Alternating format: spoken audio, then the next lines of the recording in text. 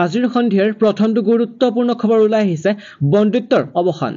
শ্বেখ হাছিনাৰ পদত্যাগ পলায়নৰ দাবী এদিনৰ পাছতে মুকলি আকাশৰ তললৈ খালেদা জিয়া। বাংলাদেশ আৱামী লীগৰ শ্বেখ হাছিনাৰ পদত্যাগ আৰু তেওঁৰ দলৰ বিৰুদ্ধে ব্যাপক হিংসাৰ মাজতে দেশ ত্যাগ কৰা মাত্ৰ এদিন পাছতে বেগম খালেদাই জিয়াৰ মুক্তিয়ে বিশেষ তাৎপৰ্যপূৰ্ণ বহন কৰিছে। 6 বছৰীয়া বন্দিত্বৰ অন্তত মুকলি আকাশৰ তললৈ আহিল বাংলাদেশৰ প্ৰাক্তন প্ৰধানমন্ত্ৰী তথা বিৰোধী দলৰ নেত্ৰী খালেদা জিয়া। মঙলবাৰে খালেদা জিয়াক কাৰাগাৰৰ পৰা মুক্তি কৰা হৈছে বুলি বাংলাদেশ নেশ্যনেল পাৰ্টিৰ এজন মুখপাত্ৰই সদৰি কৰে। বাংলাদেশ আৱামী লীগৰ শ্বেখ হাছিনাৰ পদত্যাগ আৰু তেওঁৰ দলৰ বিৰুদ্ধে ব্যাপক হিংসাৰ মাজত দেশ ত্যাগ কৰা মাত্ৰ এদিন পাছতেই বেগম খালেদা জিয়াৰ মুক্তিয়ে বিশেষ তাৎপৰ্যপূৰ্ণ বহন কৰিছে। বাংলাদেশৰ প্ৰথমগৰাকী মহিলা প্ৰধানমন্ত্ৰী খালেদা জিয়া 2018 চনত বিভিন্ন দুৰ্নীতিৰ গোচৰত 17 বছৰ কাৰাদণ্ডৰে দণ্ডিত হৈছিল। শ্বেখ হাছিনাই দেশৰ পৰা পলায়ন কৰা কেইঘণ্টামানৰ পাছতেই সোমবাৰে খালেদা জিয়াৰ মুক্তিৰ নিৰ্দেশ দিলে বাংলাদেশৰ ৰাষ্ট্ৰপতি মহম্মদ শ্বাহাবুদ্দিনে। খালেদা জিয়াৰ মুক্তিৰ লগে লগে বাংলাদেশৰ ৰাষ্ট্ৰপতি মহম্মদ শ্বাহাবুদ্দিনে সংসদ ভংগ কৰে। খালেদা জিয়া প্ৰথমবাৰৰ বাবে 1991 চনত প্ৰধানমন্ত্ৰী হৈছিল আৰু 1994 চনলৈকে কাৰ্যনিৰ্বাহ কৰিছিল। বাংলাদেশৰ প্ৰধানমন্ত্ৰী হিচাপে তেওঁৰ দ্বিতীয়টো কাৰ্যকাল আছিল 2001 চনৰ পৰা 2006 চনলৈ। ইপিনে চৰকাৰী কৰ্মচাৰীলৈ ৰাজ্যৰ চৰকাৰৰ গুৰুত্বপূৰ্ণ নিৰ্দেশ। 15 আগষ্টৰ পূৰ্বে এই কাম নকৰিলে লাভ নকৰিব দৰমহা। চৰকাৰী কৰ্মচাৰীলৈ ৰাজ্য চৰকাৰৰ গুৰুত্বপূৰ্ণ নিৰ্দেশনা। বিত্ত বিভাগক দিবলগীয়া ডাটা সময়ত আপডেট কৰাৰ নিৰ্দেশ। সকলো বিভাগৰ মুৰব্বীয়ে নিজ নিজ বিভাগৰ কৰ্মচাৰীৰ কামৰ খতিয়ান ল'ব লাগিব। ফিন আছাম পৰ্টেলত কৰ্মচাৰী এমপ্লয় সেলফ সাৰ্ভিস ডাটা জমা দিয়াটো বাধ্যতামূলক। ফিন আছাম পৰ্টেলত কৰ্মচাৰী এমপ্লয় সেলফ সাৰ্ভিস ডাটা জমা দিয়াটো বাধ্যতামূলক। অন্যথা 30 আগষ্টৰ পিছত জমা নিদিয়াৰ চৰকাৰী হাস্পতালত বৃদ্ধি পালে চিকিৎসাৰ ব্যয়। বৃদ্ধি পালে ৰেজিষ্ট্ৰেশ্যন মাচুলৰ লগতে বিভিন্ন পৰীক্ষাৰ দাম। পঞ্জীয়ন মাচুলকে ধৰি বিভিন্ন পৰীক্ষা খৰচৰ বৃদ্ধি পালে চৰকাৰী হাস্পতালত। 50ৰ পৰা 75% বৃদ্ধি পালে জৰুৰীকালীন পৰীক্ষাৰ খৰচ। চৰকাৰী হাস্পতালত বৃদ্ধি পাই যায় চিকিৎসাৰ ব্যয়। এতিয়াৰ পৰা আপুনি চৰকাৰী হাস্পতালত চিকিৎসা কৰিবলৈ আহিলে পূৰ্বতকৈ অধিক খৰচ কৰিব লাগিব। পঞ্জীয়ন মাচুলকে ধৰি বিভিন্ন পৰীক্ষাৰ খৰচ বৃদ্ধি পালে চৰকাৰী হাস্পতালত। 50ৰ পৰা 75% বৃদ্ধি পালে জৰুৰীকালীন পৰীক্ষাৰ খৰচ। গুৱাহাটী চিকিৎসা মহাবিদ্যালয়ত আজিৰে পৰা বৃদ্ধি পালে পঞ্জীয়ন মাচুল। GMCHত পূৰ্বে ৰেজিষ্ট্ৰেশ্যন মাচুল আছিল 10 টকা। এতিয়াৰে পৰা ৰেজিষ্ট্ৰেশ্যনৰ নামত দিব লাগিব 20 টকা। লগতে প্ৰায় 107টা বিভিন্ন পৰীক্ষাৰ দাম বৃদ্ধি কৰা হৈছে। পূৰ্বে পেইং কেবিনৰ নামত দিব লাগিছিল 1000 টকা। এতিয়াৰে পৰা ৰোগীয়ে ভৰিব লাগিব 1200 টকা। প্ৰতিখন বিচনাৰ নামত দৈনিক দিব লাগিব 20 টকা। ডি ভিটামিনৰ পূৰ্বৰ 1200ৰ পৰিৱৰ্তে এতিয়া 1500 টকা। থাইৰয়ড পৰীক্ষাৰ বাবদ 600 টকাৰ পৰিৱৰ্তে 800 টকা। লিপিড প্ৰফাইল টেষ্টৰ পূৰ্বৰ দাম আছিল 365 টকা। বৰ্তমান টেষ্টৰ দাম হ'লকৈ 500 টকা। মেঘালয়ত অসমৰ বাহন প্ৰৱেশৰ বাধা আঁতৰিল। মেঘালয়লৈ যাব পাৰিব অসমৰ ব্যক্তিগত বাণিজ্যিক বাহন। অসম মেঘালয় 28টা চালক টুৰিষ্ট সন্থে মিলিত হৈছিল বৈঠকত। শ্ৰীলংকাসহ আন ঠাইত ভিজিটত নাথাকিব ভয় শংকা। অসমৰ বাহন মেঘালয়ত প্ৰৱেশ বাধা আঁতৰিল। মেঘালয়ৰ নংপুৰ বৈঠকত ওলাল সমাধানৰ সূত্ৰ। অসমৰ ব্যক্তিগত বাণিজ্যিক বাহন লৈ যাব পাৰিব মেঘালয়লৈ। অসম মেঘালয়ৰ 28টা চালক টুৰিষ্ট সন্থাই মিলিত হৈছিল বৈঠকত। শ্ৰীলংকাসহ আন ঠাই ভিজিট নাথাকিব ভয় শংকা। অসমৰ বাহন পৰ্যটকে লৈ যাব পাৰিব। শ্বিলং, ডাউকি, চেৰাপুঞ্জী, খাচী টেক্সি সন্থাই প্ৰত্যাহাৰ কৰিলে পূৰ্বৰ উত্থাপিত দাবী। উল্লেখযোগ্য যে বিগত কিছুদিনত মেঘালয়ত বহিৰাজ্যৰ বাহন প্ৰৱেশত বাধা প্ৰদান কৰিছিল একাংশ দল সংগঠনে। খাচী টেক্সি চালক সন্থাৰ প্ৰতিবাদত মেঘালয়ত আবদ্ধ হৈ পৰিছিল বহিৰাজ্যৰ শ শ বাহন। স্থানীয় বাণিজ্যিক বাহনত উঠিহে মেঘালয় ফুৰাৰ চৰ্ত ৰাখিছিল মেঘালয়ৰ টেক্সি চালকসকলে। বিষয়টো সমাধান কৰাৰ বাবে ৰাজ্য চৰকাৰক আহ্বান জনাইছিল অসম টেক্সি চালক সন্থাই। অসমৰ লগতে আন ৰাজ্যৰ বাহনৰ প্ৰৱেশত বাধা দিয়াৰ ফলত মেঘালয়ৰ পৰ্যটন তৃতীয়টো কাৰ্যকালৰ প্ৰথমখন বাজেট নতুন ব্যৱস্থাত আয়কৰ ৰেহাইৰ ঊৰ্ধ্বসীমা বৃদ্ধি কৰিলে নিৰ্মলা সীতাৰমণে। আয়কৰৰ ক্ষেত্ৰত কেন্দ্ৰীয় বিত্তমন্ত্ৰীয়ে কি ঘোষণা কৰিলে? লোকসভাৰ নিৰ্বাচনৰ পূৰ্বে মোদী চৰকাৰৰ দ্বিতীয় কাৰ্যকাল ভোট অন একাউণ্ট বা অন্তৰ্বৰ্তী বাজেট দাখিল কৰিছিল। পুৰণি ব্যৱস্থা অল ৰেজিম আয়কৰ ক্ষেত্ৰত কোনো পৰিৱৰ্তন কৰা হোৱা নাই এই বছৰ কেন্দ্ৰীয় বাজেটত, কিন্তু নতুন ব্যৱস্থাত আয়কৰ ক্ষেত্ৰত কেতবোৰ পৰিৱৰ্তনৰ কথা ঘোষণা কৰিছে কেন্দ্ৰীয় বিত্ত মন্ত্ৰী নিৰ্মলা সীতাৰমণে। লোকসভা নিৰ্বাচনৰ পূৰ্বে মোদী চৰকাৰৰ দ্বিতীয় কাৰ্যকালৰ ভোট অন একাউণ্ট বা অন্তৰ্বৰ্তী বাজেট দাখিল কৰিছিল। সেই অন্তৰ্বৰ্তী বাজেটত আয়কৰ গাঁথনিৰ কোনো পৰিৱৰ্তনৰ কথা ঘোষণা কৰা হোৱা নাছিল, কিন্তু তৃতীয়বাৰৰ বাবে মোদী চৰকাৰ শাসনলৈ অহাৰ পিছত বাজেটত আয়কৰ ওপৰত কোনো পৰিৱৰ্তন হ'ব নে নহয় তাক লৈ জল্পনা কল্পনা অব্যাহত আছিল। মঙলবাৰে বাজেট দাখিল কৰে কেন্দ্ৰীয় বিত্ত মন্ত্ৰীয়ে। আয়কৰৰ ক্ষেত্ৰত কেতবোৰ ৰেহাইৰ কথা ঘোষণা কৰে সীতাৰমণে। পুৰণি ব্যৱস্থাত আয়কৰৰ ক্ষেত্ৰত কোনো পৰিৱৰ্তনৰ কথা ঘোষণা নকৰিলেও নতুন ব্যৱস্থাত কেতবোৰ পৰিৱৰ্তন অনা হৈছে। নতুন ব্যৱস্থাত ষ্টেণ্ডাৰ্ড ডিডাকশ্যন 50,000 টকাৰ পৰা বৃদ্ধি কৰি 75,000 কৰা হয়। আয়কৰ ক্ষেত্ৰত কেন্দ্ৰীয় বিত্ত মন্ত্ৰীয়ে কি ঘোষণা কৰিলে? 0 পৰা 3 লাখ টকালৈ বছৰি আয় কৰিলে কোনো কৰ দিব নালাগে। 3 লাখৰ পৰা 7 লাখ টকালৈ বছৰি আয়ত কৰ দিব লাগিব 5%।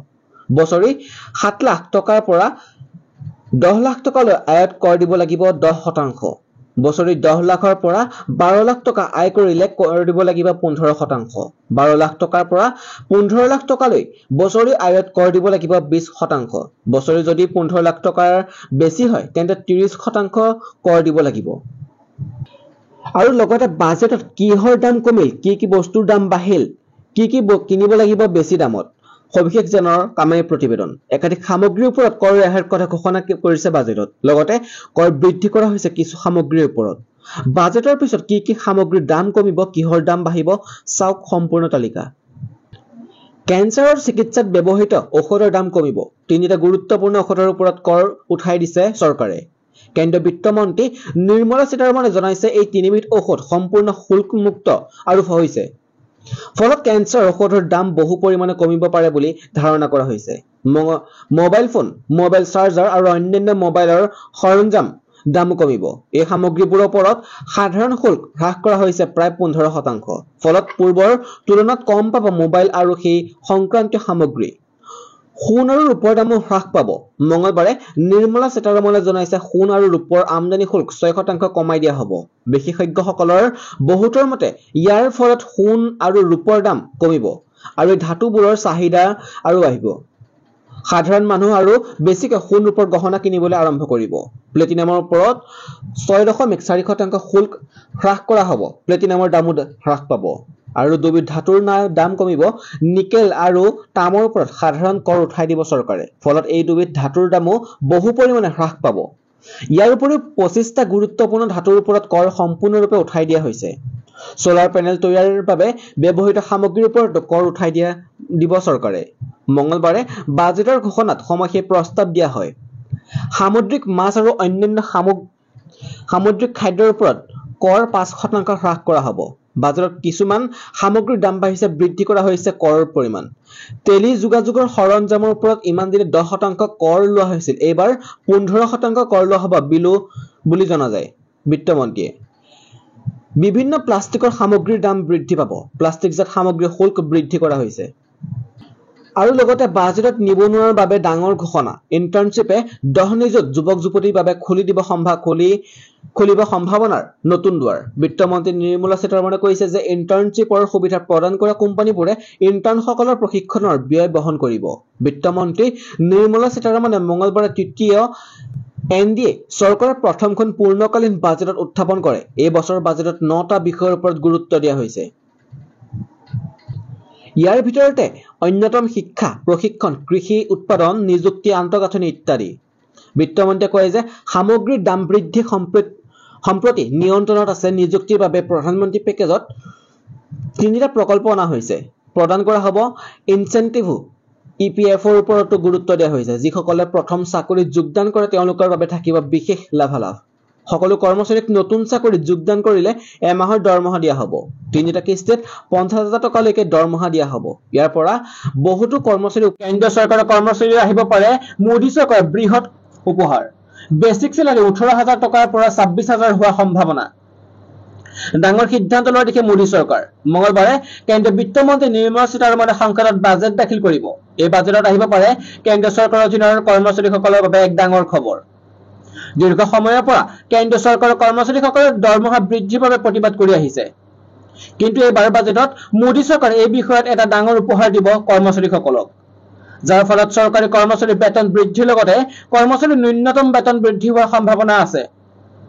বেচিক দৰমহা আৰু বোনাছ মিলাই যিখিনি টকা দিয়া যায় সেইখিনি হৈছে ফিটমেন্ট ফেক্টৰ।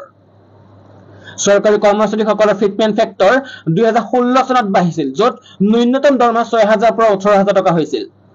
কিন্তু এইবাৰ কৰ্মচাৰীসকলৰ ফিটমেন্ট ফেক্টৰ বাঢ়িব 26,000 হ'ব পাৰে, ফলত দৰমহা 8,000 টকা বাঢ়িব পাৰে। বৰ্তমান চৰকাৰী কৰ্মচাৰীসকলৰ ফিটমেন্ট ফেক্টৰ 2.57 হয়, যিটো বাঢ়ি 3.68 গুণ হ'ব পাৰে। চৰকাৰী কৰ্মচাৰীসকলৰ মৌলিক দৰমহা 8,000 টকা বঢ়াৰ পিছত ব্যাপক বৃদ্ধিৰ সৃষ্টি হৈছে। মূল দৰমহা বৃদ্ধিৰ লগতে ডিএ বা ডিআৰএছ এলায়েন্স আৰু হাউচিং এলায়েন্স বৃদ্ধি হৈছে। যদি মূল দৰমহা 18,000 পৰা 26,000 টকা বাঢ়িব পাৰে, তেন্তে ডিআৰএছ এলায়েন্স হ'ব 46% সমান। মূল দৰমহা বৃদ্ধি পালে ডিআৰএছ এলায়েন্স বা ডিএও বৃদ্ধি পাব। য'তে ত'তে খুলিব নোৱাৰিব ৰিহেব চেণ্টাৰ। ৰিহেব চেণ্টাৰ বাবে ৰাজ্য চৰকাৰে প্ৰকাশ কৰিলে এছঅপি। চৰকাৰে প্ৰকাশ কৰা এছঅপিত কি কাঢ়া নিৰ্দেশ। জনতা ভৱনত সংবাদমেল সম্বোধন অসম চৰকাৰৰ সামাজিক ন্যায় মন্ত্ৰী পীযুষ হাজৰিকাৰ। ৰাজ্যৰ নিচামুক্তি আৰু পুনৰ সংস্থাপনৰ কেন্দ্ৰৰ বাবে অসম চৰকাৰে জাৰি কৰিলে বিশেষ নিৰ্দেশনা। ৰাজ্যৰ চৰকাৰে প্ৰকাশ কৰা এছঅপিৰ বিধিসমূহ সংবাদমেলত ঘোষণা কৰিলে মন্ত্ৰীগৰাকীয়ে। উল্লেখযোগ্য যে ন্যূনতম নিয়মখিনিহে অনা হৈছে এছঅপিত। মন্ত্ৰীগৰাকীয়ে দিয়া তথ্যানুসৰি নাৰ্কটিক্স ৰিপৰ্টত অসমত ড্ৰাগছৰ কেছ সৰ্বাধিক। অসমত আছে 500ৰো অধিক নিচামুক্তি কেন্দ্ৰ, কিন্তু বিভাগৰ হাতত নাই তথ্য। সেয়ে বিভাগে জিলাই জিলাই উপায়ুক্তক দায়িত্ব প্ৰদান কৰিছে বুলি মন্ত্ৰীগৰাকীয়ে সদৰি কৰে। কি আছে ৰিহেব চেণ্টাৰ এছঅপিত? চিকিৎসক নাৰ্ছ নোহোৱাকৈ ৰিহেব চেণ্টাৰ নচলিব। এইবাৰ পৰা ৰিহেব চেণ্টাৰত ৰোগী ঢুকালে কঠোৰ ব্যৱস্থা লোৱা হ'ব। যিসকলে ৰিহেব চেণ্টাৰত ধন দিব নোৱাৰে তেওঁলোকক চৰকাৰী ৰিহেব চেণ্টাৰত ৰখা হ'ব। ৰিহেব চেণ্টাৰৰ পৰা বাহিৰত অহা লোকে ওলাই আহি ৰিহেব খুলিব নোৱাৰিব। ন্যূনতম 3 বছৰ পাছতহে খুলিব পাৰিব। ৰিহেব চেণ্টাৰত 25 জন ৰোগীৰ বাবে লাগিব 2 গৰাকী নাৰ্ছ। এটা ৰিহেব চেণ্টাৰ কাৰ্যালয়ত সহায়ক আৰু একাউণ্টেণ্টৰ যোগ্যতা স্নাতক উত্তীৰ্ণ হ'ব লাগিব। চিকিৎসকৰ লগত MOU থাকিব লাগিব।